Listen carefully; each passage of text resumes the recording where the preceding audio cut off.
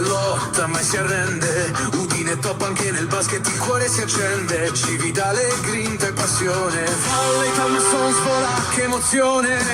L'agenda chiama, resta con noi.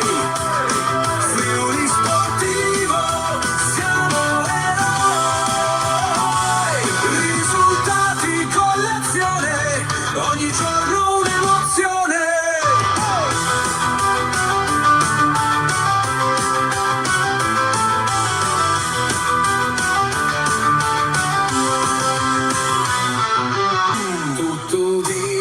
Se siamo con te.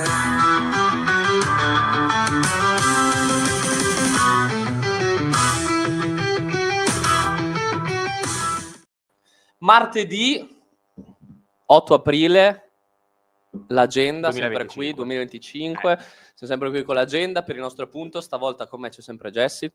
Ciao Ale, un saluto a tutti. E c'ho la new entry, il nuovo non ragazzo, è quello vero. che la gente non vede da tanto, Davide Marchiolo. Ciao Ero Davide. qui martedì scorso. Ma cosa sì, perché- è per perché vendi scherzare. fake news? Perché vendi fake news? È per scherzare perché abbiamo tanti temi di cui parlare, il primo, il più importante, passiamo subito all'Udinese, passiamo all'attualità, punto di domanda gigantesco, macro, mi permetto di aggiungere, ma sto Florian Thauvin col Milan ci sarà o no? Come sta Florian Thauvin? Punto di domanda. Allora, siccome io non so trovare risposta, Jesse nemmeno, andiamo dal Doge. Davide. Ma io la risposta ce l'ho e per me non c'è. Detta proprio sinceramente, con la fascite plantare io ero rimasto anche un po' sorpreso quando sentivo parlare proprio di Runjaic, dello staff tecnico, di una settimana per recuperarlo, una decina di giorni, perché la fascite plantare in realtà è un problema abbastanza serio e soprattutto se Florian è entrato in una fase acuta tale da non riuscire a giocare contro il Verona e da essere bloccato, vuol dire che ecco, la situazione non è così semplice, quindi non mi aspettavo nient'altro, è un problema lungo, non di facile risoluzione, soprattutto che non ha dei tempi precisi. È difficile dire quando potrà rientrare Florian, se sente ancora dolore al piede venerdì non può esserci. Magari puoi portartelo in panchina, fargli fare un po' di match day e magari usarlo qualche minuto alla fine, qualora dovesse essere necessario un suo ingresso in campo, ma se continua ad avere dolori al piede non può caricare su quel piede, perché il rischio è che il problema addirittura magari peggiori e che richieda un recupero ancora più lungo rispetto a quanto richiede di solito, che sono si possono dare tempistiche precise, ma di solito in 3-4 settimane si può risolvere. Chiaro che dipende da quanto ci sta caricando sopra, possono essere tempi anche più lunghi. Sì, un Florian Thauvin che ancora non si allena totalmente in gruppo, no? Quindi un Thauvin ancora punto di domanda su di lui. Allora chi, se non Jesse, può rispondermi a questa domanda? No, chi se non Jesse può io lo sostituirlo? sostituisco, No, ma- diciamo che i piedi ci sono, ma la corsa non ancora a questi livelli. Però chi se non Jesse può rispondermi a questa domanda? Contro il Milan, di nuovo Iker Bravo. Qua continuiamo a toccare tasti dolenti ogni puntata. No, allora ti dico che secondo me alla fine se la giocano due interpreti quel ruolo lì. O vai a riconfermare Iker Bravo dopo una prestazione secondo me negativa che ha fatto contro il Genoa, oppure potrebbe essere riproposto Kellenkamp, che anche lì però era stato un esperimento fallito quando era stato impiegato in quel ruolo. Quindi secondo me la scelta potrebbe ricadere su uno dei due. Io però, sai chi farei giocare? Chi? Io darei una chance a Pafundi. Attenzione, Qua attenzione, mi Jesse sbilancio. si sbilancia. Sì. No, so che non avverrà perché non sarà così, però io abbiamo parlato anche l'altro giorno a chiacchiere da bar, no? Effettivamente in assenza di Thauvin manca quel giocatore capace di saltare l'uomo, e io vedo in Pafundi un giocatore che, per quanto abbia giocato molto poco fino adesso, l'uomo comunque prova a saltarlo, e quindi secondo me può essere quello che potrebbe insomma, no, fare le veci di Thauvin, con sicuramente meno corsa rispetto al francese, però con tanta qualità. E quindi potessi scegliere, io farei all in, proverei questa mossa sorpresa. Tanto ormai insomma non abbiamo nulla da perdere, il campionato ha preso questa piega, diamo spazio ai giovani, diamo spazio a coloro che hanno giocato di meno e vediamo quanto valgono anche in prospettiva futura. Sì, di sorpresa ormai Ce li aspettiamo, ma non ci creiamo neanche tanto in realtà. E Florian Thauvin, appunto, no? Diceva Davide, bassissime le percentuali di vederlo titolare contro il Milan, siamo attorno a un 28-29% al momento. Com'è così, se posso, così precisa come... Per- secondo quali calcoli? 28%? No, per una questione anche della condizione del ragazzo, un ragazzo che ancora non si allena pienamente in non gruppo, 27? perché siamo a martedì. Ah. Siamo a martedì. Quindi ieri era 27. Oggi 28. Capisci, Ho cioè, capito. no, ieri era 32. Ah, era 32. Cioè, più passa il tempo, meno lo vedi in gruppo, più si abbassa la possibilità di vederlo titolare, Pensa che no? È secondo- inversamente proporzionale. Secondo la me cosa. siamo rasenti allo zero, però... Secondo me Sono siamo basse le veramente percentuali. bassi ed è veramente una cosa che lascia spazio a interpretazioni, lascia spazio anche a possibili soluzioni nuove, no? Già si è proposto di quelli dei Pafundi, io confermerei Iker Bravo. Davide, tu cosa faresti? no, guarda, stavo per mettere la prima come provocazione, ma visto che Kellenkamp lì non ha reso, e visto che Iker Bravo abbiamo visto che con il Genoa era un po' disperso in azione, a questo punto poi veramente non hai nulla da perdere.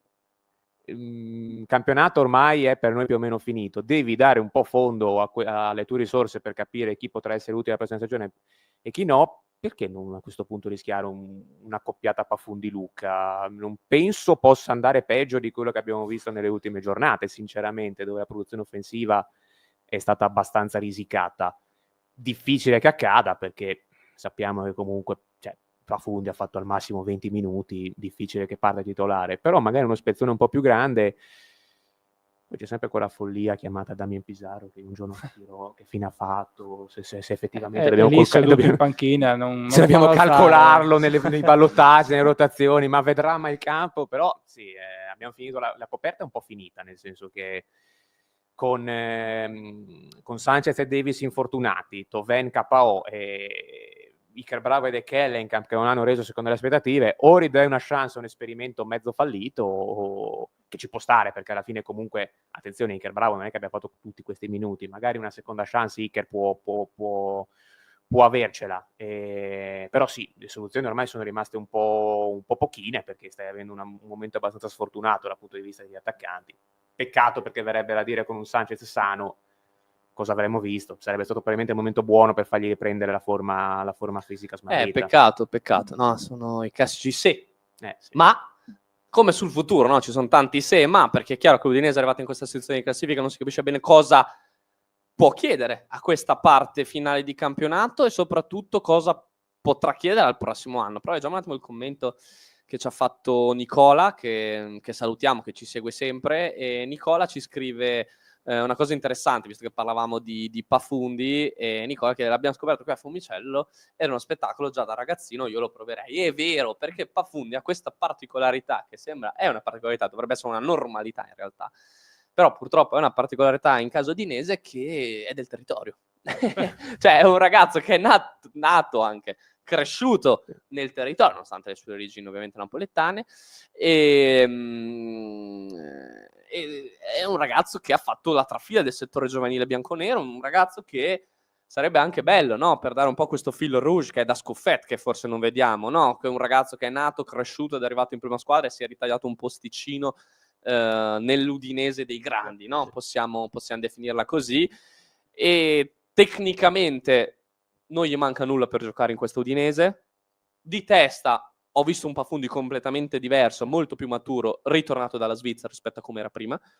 E lo stesso Runis ha detto che è un ragazzo pronto, che va un po' preservato per non bruciarlo, però mister neanche troppo, perché il Como è l'esempio, perché le altre società magari sono questo, no? E Pafundi è un giocatore che secondo me va valorizzato perché ha una caratteristica che in pochi nel calcio moderno hanno, cioè la capacità di saltare l'uomo, la capacità di creare superiorità numerica, che sia anche con un passaggio, che sia con una finta, che sia con una giocata, che sia con un tiro, no? Cioè, pochi giocatori in questo campionato lo sanno fare in questo momento storico, e lui ha una di queste, del motivo per cui col Genoa tutti, cavolo, Pafundi è l'unico che per poco non ci faceva pareggiare, nonostante comunque c'erano tanti giocatori, e quindi sì, ci può stare. E Pafundi, pensa anche lo stesso Mattias nel commento, no? Che ci chiede un po', sai, perché Thauvin è così tanto out? Thauvin purtroppo ha una fascite plantare, poi sappiamo che l'Udinese su queste cose non è mai troppo amante del rischio, no? Nel ributtare un giocatore in questa situazione. c'è anche da dire che non hai esigenze di classifica tali da rischiare un No, giocatore ma io così. poi capisco la richiesta, magari una comunicazione ufficiale. Qual è il problema? Che non sai neanche tu. Cioè, una comunicazione ufficiale puoi farla quando il problema è ben definito e sai più o meno in quanto rientrerà. Purtroppo quando hai un problema come la fascite, magari ti sembra risolto, il giorno dopo ti alzi, metti il carico sul piede appena alzato e ti fa male. Quindi è difficile Sì, dare sì, dei esatto, tempi cioè di do dei recupero. tempi di recupero, ma quanti? O una comunicazione ufficiale per dire tornerà il giorno X. È complicato perché è un problema, non è un problema normale da un certo punto di vista, va gestito. Cioè, magari non nel calcio, però per esempio nel basket ho visto giocatori che hanno avuto anche problemi per 6 mesi con la fascite, Sì. perché magari caricavano leggermente, cercavano di fare quei 5-10 minuti per la squadra, non risolvevano il problema e se la sono portata dietro per 6-7 mesi. Anche giocatori della Serie A, cioè, Sì, sì, quindi purtroppo per Florian è indefinito in questo momento la situazione. È indefinita, cosa che invece è abbastanza definita, no, Jesse? Già proiettandoci nella prossima stagione è probabilmente, salvo clamorosi scivoloni in queste ultime 7 partite, è già definita la guida tecnica, no, del prossimo anno. Ci sarà ancora Costa Runiec. Ha parlato oggi con Lavino, ha lanciato anche un po' di retroscena sul perché è stato scelto, no? Questo allenatore che all'inizio è stato tanto una sorpresa, no? Il suo arrivo non è stato però un salto nel vuoto, l'ha definito così con Lavino, no? I nostri osservatori tengono monitorati sia i giocatori che anche però gli allenatori, no? Da tempo Costa era sulla nostra lista, Gianluca Nani è rimasto impressionato dalla sua esperienza a Legia Varsavia, venivamo da una stagione molto complicata, avevamo bisogno di un taglio netto col passato, no? E qua mi collego un po' alla scelta fatta in estate, che poi alla fine si è rivelata vincente, perché noi qua ci stiamo a lamentare di un Udinese che in realtà si è salvata il 1° marzo. È vero, visto la rosa, visto tutto, è chiaro che io, come ho detto ieri, magari la stessa agenda, anzi no, non c'eravate voi due, c'erano altri, però come ho detto all'agenda, come ho detto all'agenda ieri, se questo Udinese non arriva a 50 punti è un mezzo fallimento, questo Udinese qua, quindi siamo molto esigenti in realtà, però c'è da dire che anche un allenatore che ha fatto il suo lavoro, Gli ha fatto il Monza a 50 punti, mi sa l'anno scorso. Non siamo più deboli di quel Monza lì. Ecco.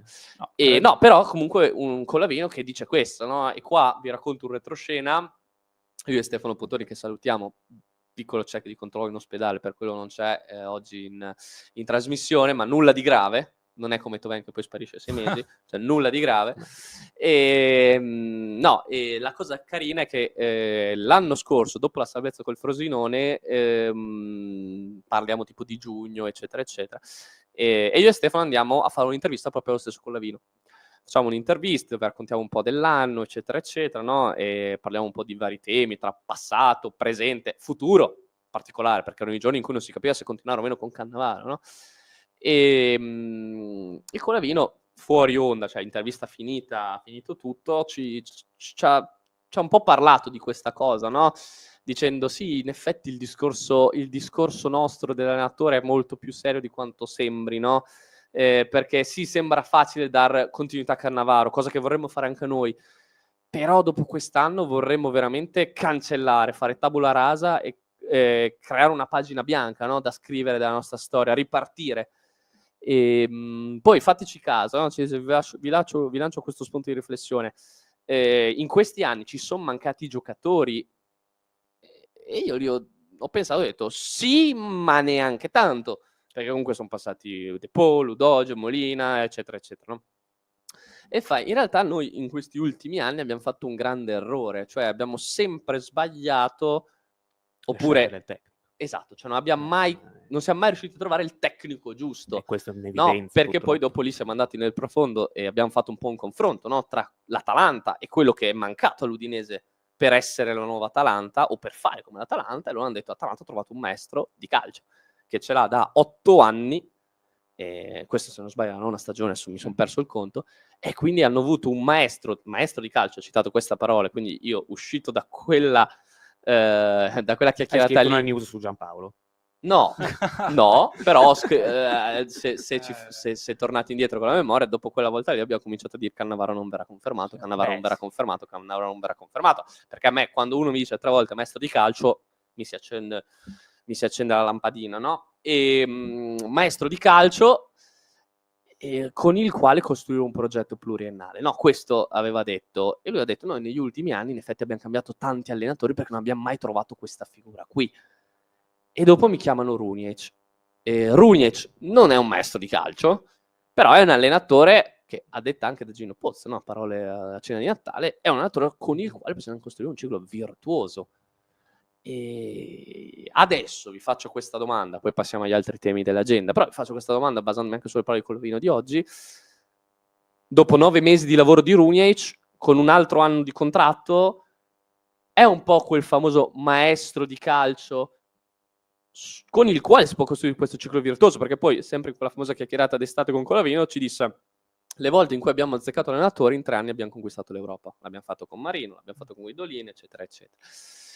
E quindi volevo dire sì, ma però ovviamente ho detto sì, ci mancherebbe altro. Però, a parte questa battuta... Diciamo che mettiamola te la metto come battuta. Se troviamo Solé e lo teniamo per 3 anni, allora possiamo fare anche questo tipo di discorso, oltre al tecnico. No, però a proposito del tecnico, no, volevo arrivare lì. Sì. Cioè, si può costruire un ciclo virtuoso con questo allenatore, no? Visto anche pensando a come è stato quest'anno, come sta finendo quest'anno e come potrebbero essere già le prime proiezioni del prossimo. Ma secondo me... Prima sì, partiamo così. Secondo me, allora, il bilancio innanzitutto fino adesso è senz'altro positivo. L'abbiamo detto più volte dopo la stagione scorsa, no? Dove venivi da un finale da infarto con una salvezza, no? Guadagnata l'ultimo quarto d'ora del campionato, riparti da zero, giustamente, scegli un allenatore nuovo, un allenatore che viene da fuori con delle idee ben precise, e provi, no, a dare un taglio netto con il passato. A marzo praticamente eravamo già salvi, e quindi io credo che per quanto riguarda il bilancio relativamente alla prima stagione di Runjic in bianconero non si possa dire altro che insomma il bilancio deve essere positivo. Però c'è un però, che secondo me è il fatto che manca ancora tanto alla fine.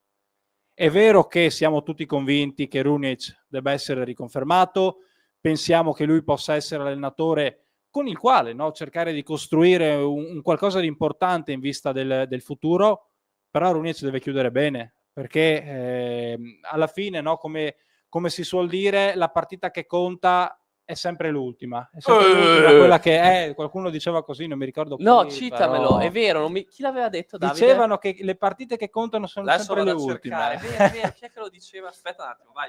E quindi no, questo per dire che va bene, hai fatto molto bene fino adesso, però devi chiudere in maniera importante. Come dicevate, se non arrivi a 50 punti, non so se si può parlare di fallimento, però sarebbe secondo me un qualcosa di grave, visto quelli che erano i presupposti. La squadra è competitiva, non è una squadra d'Europa secondo me, però è una squadra che tra il 9º, 10º posto può arrivarci tranquillamente, può stazionare nella parte sinistra della classifica, e quindi questo è quello che penso, e mi aspetto appunto un finale, non dico in crescendo, ma dignitoso da parte della squadra, che possa arrivare appunto a questi 50 punti, che secondo me sarebbero una buona base per partire poi nella prossima stagione verso, perché no, quegli obiettivi più alti di cui in società anche, insomma, no, più volte si parla. Lo stesso Colavino ha detto che il sogno è sempre quello di tornare in Europa. Ovviamente, oltre alle dichiarazioni, secondo me ci vogliono poi anche i fatti, perché va bene dire sogniamo di tornare in Europa, però poi il mercato, secondo me, deve essere strutturato in un certo modo. No, però dai, quest'anno un po' di sforzi sono stati fatti, perché tu hai Sì. investito anche a livello economico su 2 giocatori giovani come Iker Bravo Sì. e Pizarro, hai tenuto Tovene, hai preso Sanchez, che Anche sappiamo com'è andata, non è costato sì, poco. hai investito su Kellenkamp, sei andato a prendere Karlstrom. Però nessuno puntava all'Europa quest'anno, quello ti dico. No, però vabbè, devi siamo costruire le partiti- basi per sì, l'Europa, no? siamo Hai preso Solé. Siamo partiti con la volontà di fare una stagione migliore rispetto all'anno scorso, e non ce ne voleva molto, e gettare le basi per il futuro. Però se in questa stagione getti le basi e poi in estate vai a vendere Solé, Biol, Lucca e compagnia bella, poi ti trovi a ripartire da capo. Va bene che l'allenatore magari rimane sempre quello, però deve ripartire da zero, creare nuovamente dei meccanismi con degli interpreti nuovi. Davide, No, perché Allora, è un po' anche questo, no? Gli sforzi sono stati fatti, un po' di passi sono stati fatti, c'è ancora tanto da lavorare, tanto da migliorare ovviamente, però, non so, intravedi un po' in lontananza un bagliore di speranza o...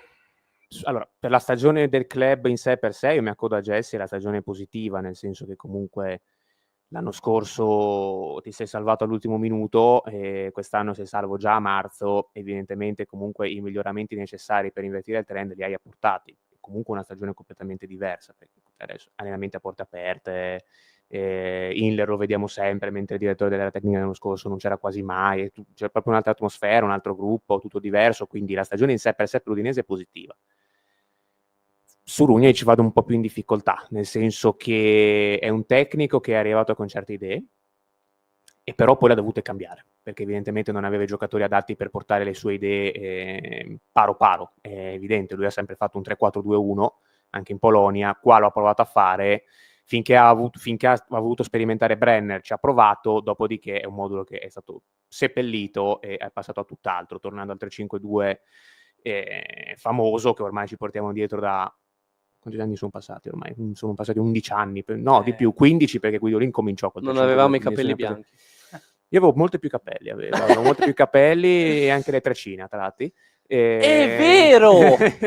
Recupereremo un giorno a sorpresa, portate l'agenda da ho la foto su Facebook, quindi non è che è un gran segreto. Quindi ora ha trovato una soluzione con questo 4-4-2 molto fantasioso, molto di movimento, non è un 4-4-2 alla Claudio Ranieri, è un 4-4-2 moderno, mi verrebbe da dire, con tanti movimenti. È vero che il calcio non si deve più basare su moduli fissi, ma su compiti e movimenti dei giocatori.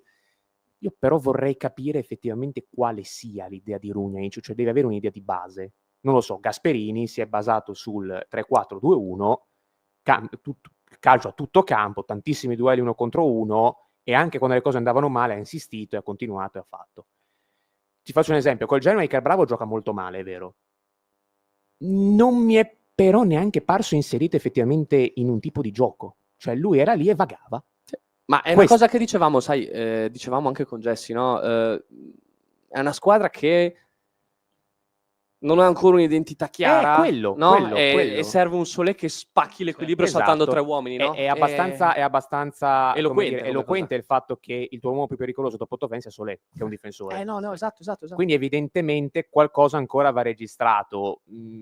Attà, per esempio, lo sta registrando bene, come finto esterno sta dando la sua e sta diventando anche un po' un vero esterno, cioè aveva dato quella palla a Lucca da esterno vero. Una gran giocata. Ha fatto una gran giocata. E Kellenkamp invece ha parecchio bene, si è un po' spento.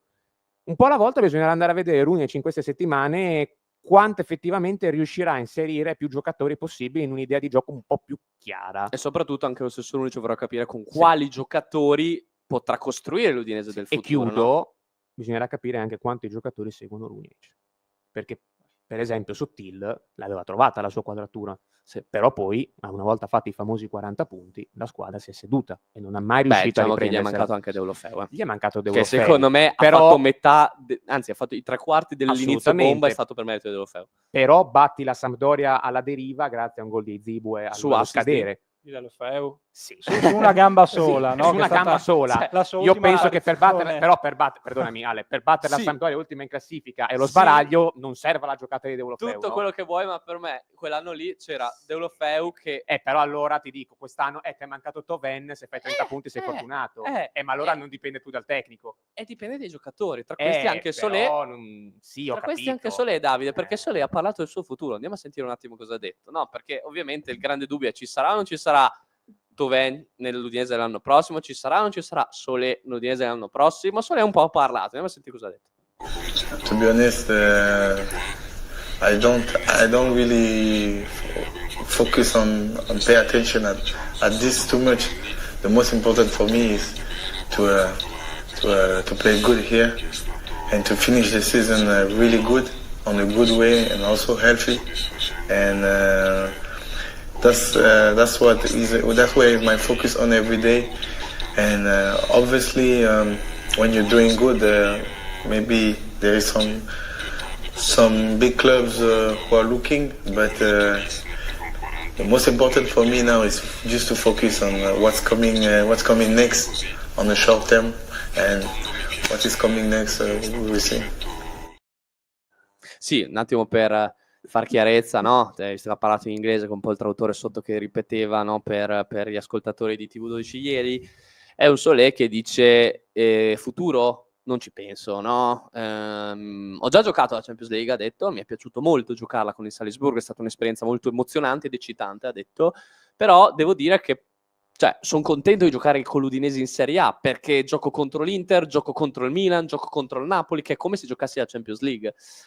Quindi è un Solé che non ha chiuso le porte a fare un altro anno, no? All'Udinese, anche se è un contratto molto lungo, sappiamo che si creeranno delle piccole aste per diversi giocatori, penso a Solé, Bigliol e Luca in primis, quindi è chiaro che, come dicevamo prima, passerà molto anche dal futuro di questi giocatori l'Udinese del domani, perché come dicevamo prima, Runic adesso sta cercando di trovare una quadra, però se con questi giocatori la quadra è il 4-4-2 e il prossimo anno perde Luca, perde Solé, è chiaro che già magari il 4-4-2 non è più il modulo più adatto, magari serve passare a un 3-4-3 eccetera eccetera, quindi è chiaro che per quello è un maestro di calcio, perché la bravura dell'allenatore è o ti creo alla Gasperini un modulo ben definito e i giocatori li faccio diventare forti all'interno del modulo che creo, oppure il maestro di calcio è tipo anche all'Ancelotti o all'Allegri, che in base ai giocatori che ho a disposizione li riesco a far valorizzare al meglio costruendo un abito tattico per loro, no? Quindi staremo a vedere. Invece tempo di decisioni, sempre in caso udinese, ce l'abbiamo tutti noi, ce l'abbiamo anche voi tifosi, perché è partito un song contest, possiamo definirlo così, e c'è la possibilità in questi giorni di votare la canzone dei gol dell'Udinese, no? Cioè, sappiamo, no, che adesso ogni volta che l'Udinese segna in casa c'è una canzone che viene messa dallo speaker, dal Poma, che saluto ogni volta che canta, no? Lo stadio, e poi dopo il Poma canta chi ha segnato, però si può scegliere questa canzone, si può cambiare. Allora faccio la domanda ai miei ospiti oggi, Jesse e Davide: che canzone vorreste sentire al prossimo gol dell'Udinese in casa? Intanto vorrei Parti segnare. tu, che devo pensare. No, io non lo so. Cioè, a me non ho mai dato troppo peso a questi dettagli. Cioè, a me andrebbe bene anche Ale Udin di Zampa. Non ho grande preferenza. Beh, insomma, non è una brutta scelta. Guarda che di tanti Sì. inni che abbiamo avuto, forse era quello No, quella che caricava un po' di più, perché Magica Udinese sarà anche bello. Però pensare di entrare ed essere caricati da un inno del genere, non lo so, mi è sempre rimasto un po' come dubbio questo. Poi non lo so. Cioè. Jesse? È una domanda difficile, forse più difficile dei commenti tecnici che facciamo. Sì, è vero. Perché no, sono quelle robe di contorno, è importante far gol. Poi, insomma, puoi mettere una melodia di Mozart piuttosto che no, ti dico così, esagero. Allora, io non vi volevo far parlare di Solé del futuro, ho detto così non li metto in temi scomodi. Vi ho fatto la canzone, L'inno pensavo alla di farvi, gioia. Stavo scherzando. No, dico, non so adesso indicarti una canzone quale potrebbe essere, però una canzone, sai, di quelle che danno la carica. Poi ognuno ha i suoi gusti, io ho i miei gusti, che non è Mozart la musica classica. Scrivetecelo nei commenti, no? Scrivetecelo nei commenti anche voi, no? Quale canzone vorreste sentire, magari ci sono canzoni che avete particolarmente a cuore, così magari facciamo anche una raccolta di opinioni e poi scegliamo qual è effettivamente quella migliore. Però adesso devi sbilanciarti anche tu. Non è che ci fai le domande, poi non lui rispondi. Lui rivuole l'inno rappato No. Potremmo chiederlo al nostro rapper, invece, quello che ci fa le sigle delle canzoni, di fare una sigla per i gol dell'Udinese. Davide è rimasto KO. Su sta frase Davide è rimasto KO. No, ovviamente io metterò una canzone molto ritmata. Ecco, sapevo che molto bella. Là. Ecco, Ruggero. Mattias scrive: torna Udine. Di Ruggero dei TV, ancora l'inglese. Boh, in effetti è carina. Sì. Cioè, sarebbe carina, non tanto per un gol, forse. Perché non è che la metterei per un gol, però magari durante la partita o magari nel post, no, la metterei come canzone, però metterei o una canzone iconica, simbolica, che ricordi proprio l'Udinese, sì, oppure una canzone non contemporanea, cioè non metterei una roba di adesso, non metterei la canzone del momento, perché magari fra 2 mesi non è più la canzone del momento. L'intro di Chicago Bulls, ma dice vedi, noi Nicola. siamo un po' poco americani in questo, perché per dire, gli americani ogni anno cambiano musica, ogni anno hanno dei cantanti che gli fanno delle canzoni dedicate, che siano franchigie NBA o franchigie... Noi non ce l'abbiamo tanto quella cosa lì, no? Quindi, sì. di rado abbiamo canzoni, cioè qualcosina adesso ultimamente, qualche canzone dedicata di Necca, dedicata al Sassuolo, Bella quella. i Mischi Nero dal Milan, Verdi, i Mischi dal Nero Milan, Verdi. abbiamo qualcosa adesso che si sta un po' smuovendo, però noi non abbiamo mai preso troppo quella wave là. Chi invece sta prendendo una bella wave con questo collegamento alla tesina di terza media su Switch Sport e passo alla pallacanestro, perché come dice Nicola nel commento, questa settimana bella l'Udinese, bello che arriva a giocare il Milan, tutto bello, partita Però a di conti cartello. fatti la gara non conta una mazza, quindi Però, gli occhi ragazzi, vanno a domenica. Questa settimana si pensa solo alla più Old Wild West Udine, che ha veramente a disposizione il primo match point domenica per ottenere una storica promozione diretta in Serie 1. Appuntamento al Carnera, ore 18 contro Rimini, e se andiamo a vedere la classifica, no? La classifica alla mano ci fa capire che veramente siamo lì, ci siamo, manca sempre meno, siamo a 4 punti, mancano 3 partite da giocare, l'aritmetica, ragazzi, non è un'opinione, se vinci cioè sei già su, se perdi devi per forza provare a vincerle entrambe sperando che Rimini non le vinca tutte, però forse il finale più cinematografico possibile, no? Cioè ti vai a giocare la possibilità di andare su diretto nella massima serie contro la seconda in casa tua con un Carnera sold out, biglietti che sono stati polverizzati nel giro di 1-2 minuti, e c'è febbre da Serie 1, no? In questo momento, Davide, si respira anche nella città, è un avvenimento storico, cioè sembra che stiamo esagerando con le parole, però se ci ragioniamo bene, Davide, cioè veramente parliamo di una cosa che l'ultima volta che l'Apo era in Serie A, stagione 2009, 26 anni fa. E non era neanche... Ecco. Non era neanche un bel periodo, perché, cioè, insomma, si capiva che si era un po' a esatto, chiusura del ciclo. E 26 anni vuol dire che parliamo di una... No, comunque sono 16. Non sono bravo in matematica. 26, cioè, scusate, 16 anni. No, scusate, ho fatto lettere per un motivo. Ma anch'io faccio lettere, sì, però... ma scusate, errore di calcolo. Infatti ringrazio dalla regia Max che mi mette sempre le classifiche giuste, perché se dovessi fare quei calcoli mi perdo. 16 anni, parliamo di una generazione intera che non ha mai visto il basket al massimo livello qua a Udine, quindi è chiaro che cresce la febbre anche tra i giovani. Io vedo tanti ragazzi che stanno sognando questo momento perché non l'hanno neanche mai vissuto. All'atto pratico non lo vivranno comunque, perché comunque era anche un'altra squadra, cioè, vestiva altri colori, era proprio un altro mondo, la Snyder. Chiaro che, ecco, forse è la prima volta da un po' di anni dove una partita dell'Apu riveste un'importanza nettamente maggiore rispetto a quella dell'Udinese. Perché comunque sappiamo che format c'era fino a poco tempo fa, un format dove comunque, indipendentemente da quello che facevi in stagione regolare, poi dovevi passare per i playoff, e i playoff non sempre vince per forza la più forte o quella che ha fatto meglio in stagione regolare, anzi spesso ci sono partite strane o che comunque si decidono per una giocata, ne sa qualcosa Udine con Verona, per dire, quindi sai, in tanti anni hai dato sempre la sensazione di essere quasi lì, però non potevi avere nessuna certezza, perché poi ai playoff poteva andare in qualunque modo. Adesso il traguardo invece è lì, manca una partita, e anche se non ce lo auspichiamo, non ce lo auguriamo, eccetera, però è possibile anche perdere in queste partite, puoi perderla, e comunque adesso dopo comunque il futuro nelle tue mani, hai ancora 2 gare dove devi dare tutto, e se le vinci sei comunque in Serie A1, e quindi... Sì, non è one shot, one kill, però No, è il primo match point. Sì, è il primo match point, Ed è sarebbe sicuramente la chiusura perfetta, battere Rimini in casa tua, e la tua inseguitrice principale in casa tua, davanti al tuo pubblico, quindi sarebbe sicuramente la chiusura perfetta del cerchio. Secondo me, poi comunque a fine dei conti basta arrivare finalmente in questa benedetta A1 che stiamo inseguendo da tanti anni, che per tanti motivi poi una volta o un'altra ci è sfuggita, e l'occasione migliore forse appunto è quest'anno, dove sapevi che se facevi una squadra profonda e forte, vincendo la classifica della stagione regolare, potevi arrivarci. Ma non era scontato. Ma è bellissimo il commento che ha scritto Nicola, che permette un attimo di visualizzare, visto che io c'ero con l'Apu in A1, mio nipote aveva 1 anno, adesso ne ha 18.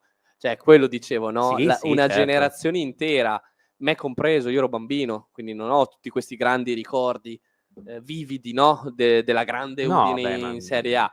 Neanch'io, per dirti, ho ricordi vividi della Snyder, perché l'ultimo anno l'ho visto da abbonato, l'ultimo anno della Snyder, però eri però bambino, era, quando avevi 13 anni. ma era in Serie A2, non Serie era A2, in, giusto, tra non era in l'altro, Serie, tra non l'altro. era in Serie A. Quindi no, comunque parliamo di un evento storico che secondo me è giusto anche dare più importanza rispetto al calcio in questo momento, e di un cammino che dici tu, sì è vero, cioè la possibilità della promozione diretta è un'occasione ghiottissima che Udine sta sfruttando, ma non era scontato perché è un campionato di un livello altissimo contro corazzate vere e proprie. E secondo me la grande forza di Udine quest'anno è che alla fine Rimini all'andata, e parliamo del 27 settembre, prima giornata di campionato, è stato l'unico scontro diretto che Udine ha perso quest'anno. Ok? Contro quelle grosse. Poi ci contiamo magari la sconfitta a Brindisi, sia in casa che in trasferta, la sconfitta a Forlì, ma Forlì non è mai stata in corsa per la promozione diretta. Tu hai vinto all'andata e al ritorno con tu. Sì. Con la Fortitudo in casa non dovevi sbagliare, hai vinto. Poi hai perso al Paladozza, ci può stare, è impossibile vincere tutto, però è un Udine che raramente ha fallito, oppure se contiamo andata e ritorno è sempre uscita bene in tutte le sfide, no? Ha vinto in casa e in trasferta con Rieti, no? Cioè sono tutte cose che... Poi è comunque una formula dispendiosa, E quindi poi no, chiaramente tra l'altro, da qualche altra parte... cosa, tutti dicono, ah sì, guardiamo un attimo la classifica, tutti dicono, ah sì, colleghi di Cantù che mi hanno fatto sta provocazione, adesso gli rispondo, fanno, sì, non si è mai visto una squadra prima in classifica che perde 8 partite. E sì, non si è mai visto un campionato del genere, ok, perché se tu vai a vedere tra la terza e la decima ci sono 6 vittorie di differenza, tra la terza e la decima, tra la seconda, cioè, capito? Cioè, sono tutte quelle che si poi fanno la costruzione, no? del tabellone playoff. E attenzione, Udine è l'unica squadra che non ha mai perso 2 partite di fila quest'anno. Cioè, vuol dire che è stata l'unica squadra che non ha mai avuto una mini crisi. Tutte hanno avuto una mini crisi, tutte l'hanno affrontata. Anche la stessa Cividale, no? È uscita adesso dalla mini crisi post-Coppa, post-Sbornia di Final Four di Coppa Italia. L'ha avuta Cantù, quel periodo nero di 5 sconfitte di fila. L'ha avuta Bologna all'inizio, adesso si è un po' ripresa. L'ha avuta Forlì, l'ha avuta tutte. Udine non l'ha mai avuta, ha perso una partita e poi subito riscattato. E anzi, l'esempio della forza di Udine, della costanza di Udine è questa settimana che è appena finita. Vinci in casa con la Fortitudo una partita che non dovevi sbagliare, è stato un approccio strepitoso con veramente precisione, aggressività, difesa. Vai a vincere a Milano uno scontro che sulla carta è una trappola e vinci, stravinci, domini per tutto il tempo. Poi vai a Cento, un palazzetto caldissimo che anche se Cento era in stato di grazia, tu avevi le polveri bagnate da 3, non ti entrava nulla, tu con la forza, col carattere, con la difesa, sei rimasta lì, sempre ancorata al punteggio, e poi con la forza dei singoli l'hai vinta, no? Perché quando hai Carotti che va 4 volte a tirare tiri liberi alla lunetta con 100 persone che lo mandano a quel paese e non sbaglia un tiro libero, ci vuole anche giocatori con personalità, no? E questo ce l'ha, del motivo per cui è lassù e si avvicina al grande evento contro una Rimini, attenzione, no? Perché parlavo di momenti di crisi. Rimini è stata una delle squadre che ha avuto quel momento di crisi, no? Che era prima, poi ha perso la vetta, si pensava fosse una corsa a 2 Udine e Cantù, poi in realtà Cantù ha cominciato ad avere un momento di crisi, Rimini no, Rimini si è riscattata, anzi Rimini in questo momento sembra addirittura, passatemi il termine esagerato, imbattibile, no? Perché se andiamo a vedere il trend, in queste ultime 5 gare le ha vinte tutte, ma vincendo e convincendo, perché ha vinto in casa con Pesaro il derby della Romagna Bassa, anche se Pesaro è già nelle Marche, e Pesaro è una gran squadra, e ha vinto, è andata a vincere a Rieti 69-82, ha vinto ad Avellino di 18, ha vinto in casa con Verona, ha stravinto con Vigevano, no? Cioè è una Rimini, Davide, che in questo ultimo mese e mezzo è in fiducia e soprattutto non è che vince, basta, convince anche, cioè ha ritrovato quella solidità e quello smalto che a inizio campionato gli aveva permesso di scappare fino al primo posto in solitario. Ma trovo anche abbastanza naturale avere degli alti e bassi in una formula di campionato del genere, perché comunque se presenta dei vantaggi, ovvero quello di poter salire magari in Serie A1 vincendo il campionato senza passare per i playoff. È anche vero che è una formula bella tosta, perché comunque quanti turni in settimana ne abbiamo avuto? Mamma mia, un 7-8. Sì, quasi una decina, che, cioè, voglio dire, comunque ci sono stati dei momenti in cui praticamente tutte le squadre è come se avessero fatto i playoff per un periodo, e quindi chiaramente questo ti toglie energie, sai, magari poi gli infortunati, li ha avuti Udine come li hanno avuti un po' tutti i problemi con gli infortuni, e quindi chiaramente è naturale secondo me avere una squadra prima in classifica che ha qualche sconfitta in più rispetto alle altre volte, perché negli altri campionati era tutto molto più regolare, c'era più tempo per riprendersi. Ma sai cosa? Soprattutto il livello era molto più basso. Perché Sì. tu, togliendo 6 squadre, prima avevi 2 gironi da 13, Certo. no? Quindi cosa succedeva? Che le ultime di ogni girone erano squadre cuscinetto. Sì, Cioè, sì. l'anno scorso veniva Latina, veniva Agrigento, cioè erano squadre, con tutto rispetto, ma parlo di squadre che adesso non sono più in Serie 1, in Serie 2, scusate, quindi posso permettermi anche di dire che erano squadre cuscinetto, che veramente ti serviva proprio a Sì, non c'era sbagliare la storia, non c'era partita, storia. cioè per perdere. Una squadra come Udine, dico. E quest'anno 100 che lotta per salvarsi ha fatto una partita grandiosa, che per poco non ti batteva giù, cioè non ti batteva. Quindi da quel punto di vista lì si è proprio alzato il livello, perché sono sparite 6 squadre e quindi i giocatori forti di quelle 6 squadre sono andati a rafforzare le altre che erano già forti, e quindi si è alzato tutto il livello. Ma basti pensare a una Udine stessa, cioè una squadra come Udine che parte con un roster fortissimo e sopperisce a 2 infortuni con Repulazzi e Simone Pepe, che sarebbero titolari nelle altre 19 squadre. Già solo quello ti fa capire il livello del campionato. Parliamo veramente di un campionato difficilissimo, e secondo me Udine ha una grottissima occasione, perché io sono curiosissimo di vedere i playoff, perché il tabellone dei playoff è super imprevedibile. Cioè non si capisce chi può uscirne fuori, perché tutti possono vincere i playoff praticamente. Delle squadre che ci parteciperanno, forse 2 o 3 partono che devono fare veramente un'impresa, ma le altre, Fortitudo può vincere i playoff, Cantù può vincere i playoff, eventualmente se non sarà Rimini può vincere i playoff. Sì, beh, chi non sale tra Rimini ed Udine comunque Rieti può vincere i playoff. Sì, forse Milano, Verona, Torino, queste squadre serve veramente una impresa per vincere, ma le altre sono tutte attrezzate. Forlì, Cividale. Cividale, sì. Cividale non è più una meteora, no? No. Lo diciamo da un po', lo dice lo stesso presidente Mikalic, e quindi è un bel campionato. A proposito di playoff, a proposito di Cividale, la gran vittoria, il Paladozza forse è passato un po' in sordina sto weekend per merito dell'Apu, no? Ma è giusto anche dare spazio all'altra squadra friulana, che sta facendo una grandissima stagione, trascinata dal suo capitano, no? Eugenio Rota ha avuto l'onore, nonché il merito, di raggiungere quota 200 presenze con la Web Gesteco Cividale. Cioè, per un ragazzo che è partito con la Web Cividale quando è nato il progetto, è cresciuto come giocatore, come uomo con la Web Cividale, è diventato un giocatore rilevante all'interno del mondo cividale, ha raggiunto 200 presenze, vuol dire che non ne ha mai saltata una. Sale il livello della competizione in cui la Web Cividale gioca, sale la Web Cividale, che da squadra che si deve salvare diventa squadra meteora, poi adesso diventa squadra forte contender per i playoff, e Rota c'è sempre. È un po' forse anche la magia che Cividale ha, no? Questa, Davide. Cioè Rota incarna perfettamente, rappresenta forse più che incarna, rappresenta perfettamente questa magia che c'è a Cividale. Beh, sai, per fare bene hai 2 strade tendenzialmente. Puoi fare un roster pieno di giocatori forti, cercando di non dipendere da uno, perché poi a volte succede anche che magari costruisci dei roster un po' mono orientati. Quest'anno, per dire, faccio l'esempio opposto, magari un po' Cividale, Udine ha una squadra, un roster formato da giocatori fortissimi, tant'è che comunque magari anche quando Iki o Xavier Johnson hanno un calo, ci pensano gli altri, sopperiscono e non ti accorgi che loro due hanno avuto una brutta partita.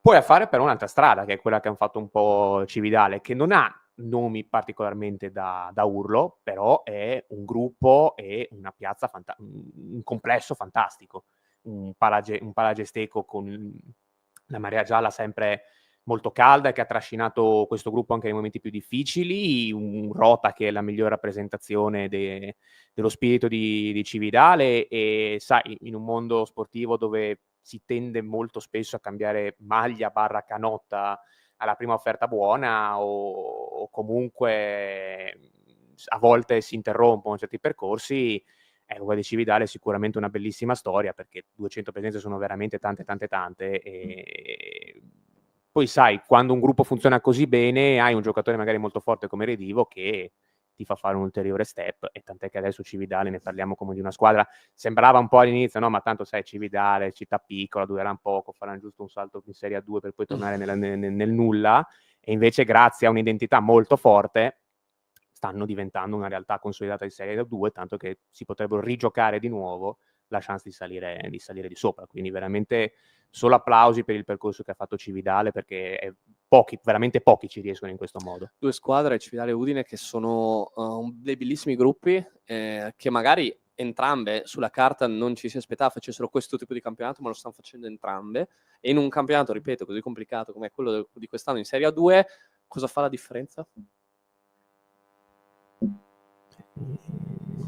Dio, tante cose. Ve lo dico io? Non- Vi ho visto in difficoltà.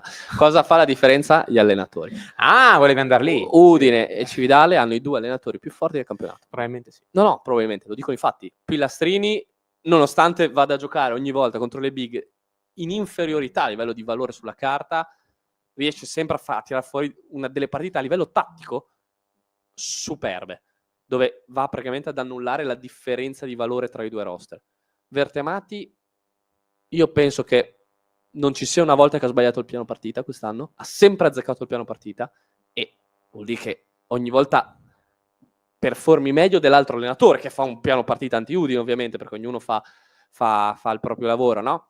E l'esempio eclatante è Vertemati, che in 3 sfide contro Cantù, tutte e 3 le volte stava per vincere, 2 volte ha vinto, una volta solo perché gli mancavano 3 titolari, non ha vinto, se no vinceva anche in Coppa Italia, contro il miglior allenatore della Serie 1 dell'anno scorso, ricordiamolo, premio ricevuto, Nicola Brienza, miglior allenatore della Serie 1 dell'anno scorso, con la squadra più forte sulla carta della Serie 2. 3 volte su 3 hai fatto meglio del tuo allenatore. Allora, in questo campionato qua, secondo me, l'allenatore fa la differenza, più che i giocatori. Perché è vero che Iki è il giocatore più forte che c'è in questo campionato? Sì, secondo me sì. Però c'è un Redivo che ti può far vincere le partite, Sì. a Cantù c'è McGee, c'è Fantinelli, Gabriele e Freeman alla Fortitudo, eccetera, eccetera. Quindi ci sono tanti singoli forti che ti possono magari vincere la partita. Ma mai come quest'anno l'allenatore fa la differenza, perché sono tutte squadre forti. E Udine e Cividale hanno 2 signori allenatori, ed è il motivo per cui Udine ha già il primo match point per andare su diretti in A1 e Cividale non è una meteora, hai detto molto bene tu, Davide, e io te lo dico, io se fossi le altre squadre non vorrei beccare Cividale. No, beh, Cioè, sì, preferisco la classica mina vagante. beccare Forlì Sì, che sì. beccare Cividale ai playoff, perché Cividale, soprattutto andare a giocare a pallavolo e vincere, è una cosa che veramente non è facile da fare. Chiudiamo l'agenda passando alla pallavolo, perché comunque la pallavolo continua a regalarci emozioni, che sia maschile o che sia femminile, no? Possiamo parlare di una pallavolo, un movimento pallavolo generale qua in Friuli che è diviso tra sogni e ricostruzione, no? È un po' questo il mantra, il diktat che stiamo dicendo in questo momento, perché se da una parte abbiamo la Tinet Prata che sta sognando, perché è in piena corsa per i playoff, ha vinto gara 1, è una delle favorite per poter vincere addirittura i playoff e andare in Serie 1 di pallavolo maschile, è tutto frutto di una costruzione e di una ricostruzione fatta in questi ultimi anni, in particolar modo quest'anno, dove si è deciso di provare a fare quel saltino in più, no? A mettere quel mattoncino in più e provare a crederci davvero a questo sogno, e quindi una ricostruzione fatta molto bene in estate, sia a livello di giocatori ma soprattutto a livello di coach e di staff tecnico, che ti sta portando a un sogno. Dall'altra parte c'è chi il sogno l'ha già vissuto quest'anno. A CDA Volley Talmasos, pallavolo femminile, ottenuta la qualificazione e la promozione in Serie 1 2 anni fa. Quest'anno ha vissuto un sogno nella massima serie, nel campionato più competitivo del mondo a livello femminile, perché ci giocano praticamente tutte le finaliste delle ultime Olimpiadi tra Stati Uniti e Italia, e un sogno che però le ha un po' fatte toccare poi anche con mano alla realtà, perché è un ambiente, una location, è un campionato in cui la CDA Talmason ci può stare e anzi ci vuole tornare, quindi ecco la ricostruzione. C'è stata la retrocessione in A2, confermato lo staff tecnico, molte giocatrici ci hanno salutato, abbiamo parlato della Eze Cidera, no? Che ha salutato, molte altre giocatrici a breve verrà ufficializzata la loro partenza, ma attenzione perché a breve arriveranno, perché il mercato, non so se sai Jessy, non funziona d'estate ma si fa in primavera, il mercato della pallavolo, e quindi a breve, già a partire secondo me dalla prossima settimana, sappiamo che qualche giocatrice sta già cercando casa, quindi ci sono veramente le prime trattative addirittura d'arrivo, però già dalla prossima settimana arriveranno i primi annunci di una squadra che vuole ripartire, vuole addirittura vincere il campionato di Serie 2 per ritornare in quella Serie 1. Quindi calcio, abbiamo una squadra che ha 30 anni in Serie A, e che squadra, mi permette di aggiungere, perché per una piazza come Udine non è scontato avere una squadra di questo tipo. Basket, abbiamo parlato fino adesso, abbiamo una squadra che ci sta per regalare un sogno, che è la Udine, un'altra squadra che è una solidissima realtà, come la Web Cividale, che non è più una meteora, e quindi abbiamo anche il basket di alto livello, qua in Friuli, in provincia di Udine, e poi ci aggiungiamo la pallavolo, con una squadra che è appena scesa dalla 1 nella pallavolo femminile e sta facendo di tutto, e fidatevi perché sta facendo una gran squadra per tornare in Serie 1, e un'altra squadra che invece vuole arrivarci per la prima volta in Serie 1, non è provincia di Udine, è provincia di Pordenone, ma sempre Friuli è, e sta facendo veramente tanta roba, che è la Tinet Prata. Quindi veramente questo è anche per spiegare l'eccellenza che c'è in tutti gli sport qua in regione. Cambia lo sport, la competenza, il livello rimane, no? Questa è anche una cosa, secondo me, di cui dobbiamo anche andare abbastanza orgogliosi, no? Perché se andiamo in altre piazze, in altre città, non è scontato. Sì, facile andare a Milano, ma Milano è 4 milioni di abitanti, non 100.000, 1 milione contando tutta la regione, contando anche la Venezia Giulia, perché non parliamo della Venezia Giulia, ma se conti Trieste, che è in Serie 1 di basket, o in Serie C di calcio, comunque anche Trieste ha le sue realtà interessanti. Sì, non è mi accodo, non è assolutamente scontato questo tipo di discorso. Comunque in una regione con relativamente pochi abitanti rispetto ad altre, quindi hai detto bene, l'Udinese sappiamo ormai è un'istituzione. Per quanto riguarda il basket, domenica sarà una giornata cruciale, l'abbiamo detto anche questo.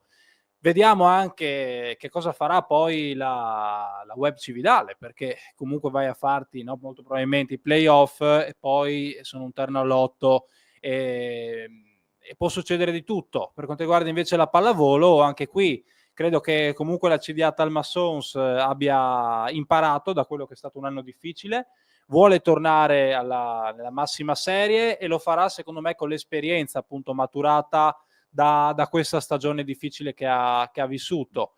Sarà insomma un bel finale di stagione, no? 360 gradi tra calcio, sport, tra calcio, pallavolo, basket, c'è anche il calcio a 5, no? Che entra un po' nella fase cruciale con il play-out delle Eagles, i dilettanti, no? Con il momento cruciale della stagione, con tutti i verdetti che devono arrivare. Rimanete sintonizzati su questi canali. Non dimentichiamoci del baseball, perché il Butrio parte con la Serie 1 di baseball quest'estate, no? Serie 1, anche nel baseball il Friuli c'è. Detto questo, grazie Davide per essere stato con me. Grazie a voi. Grazie Jesse per avermi accompagnato. Dopo le chiacchiere passiamo all'agenda, ma siamo sempre io e te. Grazie a te, un saluto a tutti. Mi raccomando, domani ore 15, sempre qui su Tutto Udinese, con l'agenda di mercoledì. Vi annuncio già ospite speciale, ci sarà un'intervista in esclusiva a uno dei migliori atleti delle squadre friulane che abbiamo qua in regione. Per il resto un saluto a tutti e alla prossima. Ciao.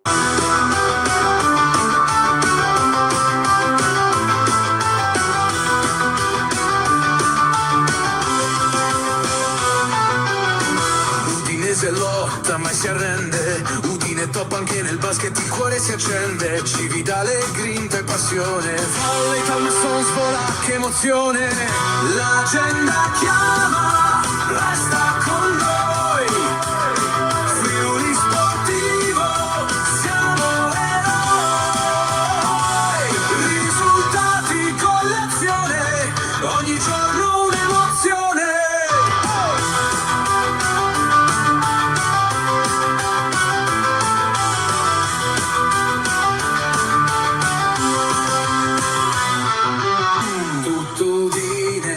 Siamo con te.